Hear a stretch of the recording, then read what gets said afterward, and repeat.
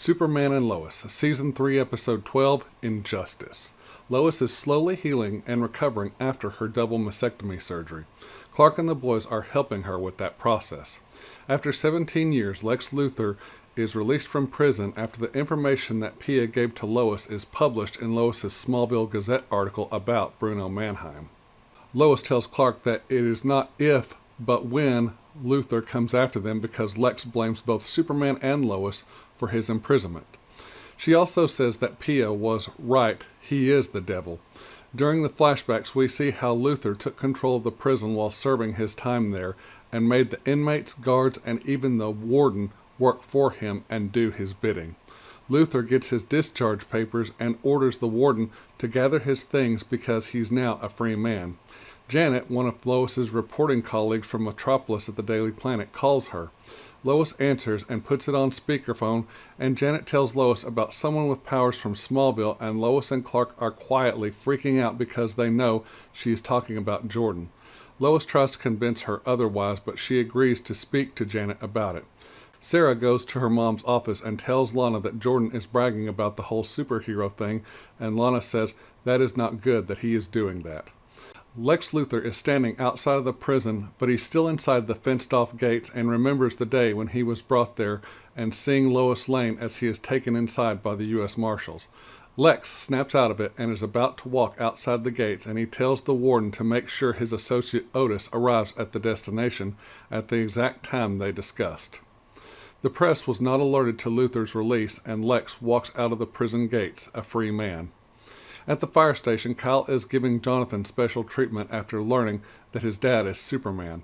At the Gazette, Clark and Lois talk to Sam about how to make the story on Jordan go away. Sam tells them that until all of this dies down, that no more saves for Jordan, starting right now. Clark and Lois both agree, and Lana comes in and sees Clark, Lois, and Sam asks her if she's made it back out onto the dating circuit. She tells him not yet, and Sam tells her he's still working on it as well. Sam leaves, and Lana tells Lois and Clark about Jordan and that he's enjoying his alter ego a little bit too much. Lex continues walking down an isolated rural highway that looks like it's out in the middle of nowhere. As he is walking, Lex has more flashbacks of his time at Stryker's prison. At home, Jonathan is upset because he wants a fair shot at the firehouse and he wants to be treated normally. But since Kyle knows Clark is Superman, he's being treated differently. Clark and Lois walk in, and Jonathan explains what's going on. Lois tells them that they will talk about all that later, but right now they need to talk to Jordan alone. They both talk to Jordan and try to talk some sense into him and tell him he's being irresponsible with his powers. They ask him why he's bragging about it. Jordan gets upset after knowing that Sarah said something to Lana about it. He chooses not to listen and doesn't think it is a big deal that some reporter is after this story. Clark tells him that he thought he could handle it and that he was wrong, and Clark tells him no more using your powers in public and for him to hand in his suit. Clark gets Jordan's suit from him, and Lois shows Clark that Janet already posted the story about it. Clark goes to talk to Kyle about Jonathan and tells him to let Jonathan have a fair shot just like all of them did. Kyle apologizes, somewhat apologizes to Clark and Jonathan and tells them he will let Jonathan have a fair shot the right way. As Luthor continues walking, he has more flashbacks. This one in particular is how he gained complete control of the prison and Warden Ellis. Back at the Kent farm, Clark gives Sam Jordan's suit. Sam tells Lois and Clark that when he gave Jordan that suit, he thought he was ready. Clark replies and says when he is ready, he can have it back. Lois gets a phone call and learns that Lex Luthor was released from prison. Lois, Clark, and Sam all turn on the television, and it is all over the news about his release and that they are expecting him to arrive at Luthor Corp at any minute. Lex continues walking and having flashbacks about his prison time. In Smallville, Jordan goes to the diner to talk to Sarah about everything that is happening. Jordan doesn't make matters any better. As they are talking, the tornado sirens go off in Smallville. At the firehouse, Kyle and Jonathan are standing just outside the fire station garage and see the tornado start to form. Back at the diner, Sarah and other people who work there get people to safety and take cover. She turns around to see Jordan gone. At the farm, Clark and Lois hear the sirens, and he tells Lois to take cover in the basement. Sam is driving along a rural road in Smallville and sees the twister from his vehicle window. He pulls over, and suddenly he sees people and helps usher them to safety underneath an overpass. Sam sees Superman fly overhead towards the tornado. Superman uses his speed and flying and freeze breath powers to stop the tornado. Jordan shows up and sees his uniform inside Sam's vehicle and gets dressed and flies up towards the tornado to help Superman. Superman sees Jordan as he is trying to stop the tornado. Superman orders Jordan to go home. Jordan ignores him and helps him anyway. After the tornado is stopped, Jordan flies down to the ground, and all kinds of people see him and start taking pictures and video of him and post it to the internet on social media. Superman lands and has an angry look on his face towards Jordan. At home that night, Jordan says he doesn't care if the world knows about him or if he was seen. Clark gets furious with him. Jordan tries to power his way through Clark as he gets up from the kitchen table to leave the room. Clark tells him to go upstairs to his room and not to come out until he and his mom say so, and Clark stares him down and says, "Don't ever do that to me again." Sarah learns from George Dean Jr. about Jordan being revealed to the world. Back at the farm, Jonathan and Jordan talk about what is going on and how they feel like they are being treated like infants by Lois and Clark. Downstairs, Lois and Clark discuss how they are going to handle Jordan going forward. They see that Lex never made it to Luthor Corp. Clark uses his super hearing and learns that Lex Luthor is right outside their house. Lois and Clark go outside to greet Lex, but they are not happy to see him, and he is not happy to see them either. Lex talks to both Lois and Clark in a civilized manner for a short time and then goes off angrily at both of them for what they did to him as well as Superman. He tells Lois to retire from writing and journalism or else there will be consequences. Lex's ride arrives and Otis opens the door for him and then they drive off. As Lex is sitting in the back of the vehicle as they are driving down the road, we see another flashback and how Luthor is being treated like a king inside the prison. Lex and Otis go to Mannheim's old underground lair, which is now rubble thanks to Pia. There they find the Bizarro Superman alive eating a rat in the dark, and he attacks Otis. And that is how Superman and Lois, Season 3, Episode 12, Injustice, ends. Oh man, damn, what an episode this was. This show never ceases to amaze me. This is one of the better episodes this season. I mean, don't get me wrong, all the episodes this season have been excellent, but this one was really, really good. There were a few things that did bother me about it, but nothing major. One of the best things about this episode is almost at the end of 3 seasons of this show, we finally get to see Lex Luthor. But it is not the Arrowverse version of Lex Luthor, who was played by actor John Cryer, who was in Crisis on Infinite Earths, as well as appearing in episodes of Supergirl, Legends of Tomorrow, Arrow, The Flash, and Batwoman. Instead, it was a different Lex Luthor, one who has a more menacing look.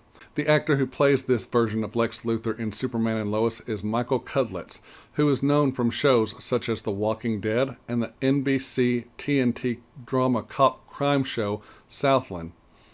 He won the Critics' Choice Television Award for Best Supporting Actor in a Drama Series. After seeing what he did in this first episode of Superman and Lois and how awesome he was, I would say he more than likely earned that award for Southland. He was awesome in this episode. So far, I like Michael Cudlitz as Lex Luthor. There are several things in this episode that had me scratching my head, such as the way Jordan is acting now towards his powers and his saves and towards his parents. I mean, think about it, Jordan. The reason your grandpa gave you that suit with that hood to put over your head and the dark goggles to put over your eyes is so you won't be noticed. And the other day when you saved Sarah and George Dean Jr. from the car crash, you flew home and you were freaking out and you called your dad for help because you were scared and you thought that they saw you and you were just literally freaking the hell out. And now all you want to do is be noticed and you don't care about the outcome. I mean, there's no way it ends well for you if people find out who you are. Clark and Lois are trying to help you and make it all real for you, so maybe you will quit being so damn irresponsible. You think people will be good with it and just stay out of your business if they know your secret? Bullshit. You know damn good and well the government would be all over you, your brother, your parents, your friends, your grandpa. I mean, The repercussions would be nothing like you've ever seen. Plus, while walking off during your little temper tantrum, you use your power to pull away from your dad? Are you freaking kidding me? You got some nerve, buddy boy, doing that to Superman. I wouldn't have been like Clark was had you done that to me. Use your brain and understand that if people find out about you, your life as you know it is over. I didn't understand how just one thing could overturn Lex Luthor's conviction and made it to where he would be released from prison after all the crimes against mankind he committed, not to mention all the times he tried to kill both Lois Lane and Superman. The only thing I can figure out is he had something on the judge that granted him his release, because someone with that much criminal background would not have been released from prison. Another thing about this episode that left me scratching my head was the location of Stryker's prison where Lex Luthor was released from.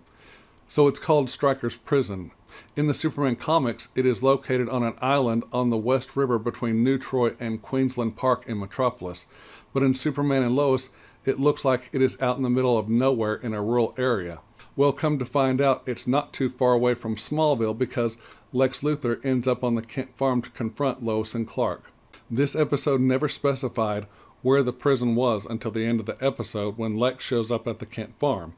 The whole time I thought maybe it was somewhere outside of Metropolis, or maybe somewhere near Gotham City, or maybe even Central City. It would have been neat if it was in Gotham City, then maybe that could have led into a CW Batman show. I loved all the callbacks this episode gave to us to other iterations of Superman, such as Lex Luthor's number one guy, Otis. If you remember from Superman the movie, Superman 2, and Superman 2 the Richard Donner cut, Otis was Lex's right-hand guy, but he wasn't played as seriously as the Otis is in Superman and Lois. In Superman the movie, he was sort of a bumbling idiot, but he was good for that iteration of Otis. I loved Ned Beatty as Otis in the movies. This Otis is good, just a lot more serious, and he's not bumbling around like a moron. Another callback in this episode was the tornado sequence. If you remember from 2013 in Zack Snyder's Man of Steel, there was a tornado that Jonathan, Martha, and Clark encountered, and it ended up taking Jonathan's life. Clark was getting ready to save him, but Jonathan stopped him because he didn't want Clark revealing himself to the people who were taking shelter from the tornado. So yeah, the tornado in this episode that Superman and Jordan stopped was very reminiscent of the tornado scene and sequence from Zack Snyder's Man of Steel movie in 2013. When Superman was trying to stop the tornado, it was also a callback to Christopher Reeve in Superman 4, The Quest for Peace, when Superman stops a tornado that was created by Nuclear Man. One thing I loved about this episode is the look of it and the sky and how stormy it looked and became during the tornado sequence. To me, it symbolized how things are getting really intense with everything that's been happening in this season, and that the real storm is just now showing up, such as what is happening with Jordan and now with the release of Lex Luthor from prison. We all know that none of this is going to end well, and I can't wait to see what happens in the final episode of this season. Okay, that is all I have to say about this episode, so now it's grading time. I'm going to give Superman and Lois, Season 3, Episode 12, Injustice, a very well-deserved A-. Here are my final thoughts. So now we are finally at the last episode of Season 3.